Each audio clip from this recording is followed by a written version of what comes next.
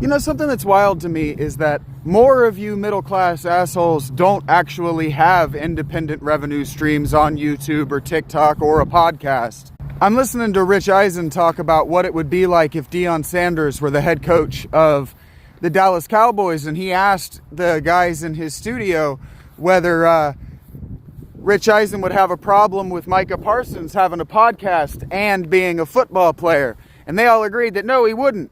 And then Rich goes on to say that not only is it unlikely that Deion Sanders would have a problem with his players having podcasts outside of work, having revenue streams outside of football, he would probably form a podcast network of his own and have those guys work with him using his clout to sell their brands.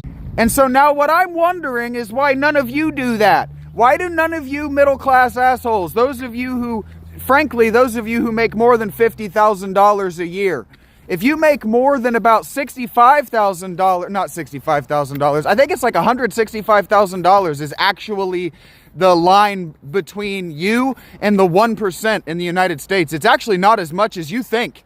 So if you make more than $25,000, really, if you make more than $25,000, because when I was only making $18,000, I could afford the equipment to make a podcast and have a secondary revenue stream. So if you're making more than $25K, definitely. If you're making more than $50K, if you're making more than $50,000 a year and you don't have a secondary, an independent an independent revenue stream through the internet, if you're not doing something creative to have a revenue stream independent of your source of employment, you're a fucking idiot. You are the bum. You are the one bumming off mega corporate tit, not me.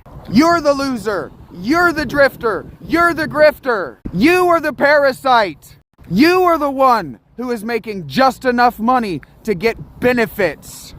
You are the one who has dropped out of society in a meaningful way. If you don't have multiple revenue streams as a person who is frankly rich, you are the fucking loser. I have multiple revenue streams. You guys say that just because I say, hey, if you can find it in your heart to help me out by donating, asking for donations cannot make me a drifter, cannot make me a grifter. NPR asks for donations every fucking month. Every single YouTuber who's actually a full-time employed YouTuber at the job of content creation asks for donations at the end of every video. I'm not asking you to send me on vacations like all these other assholes. I asked for the money to replace my hats in the winter.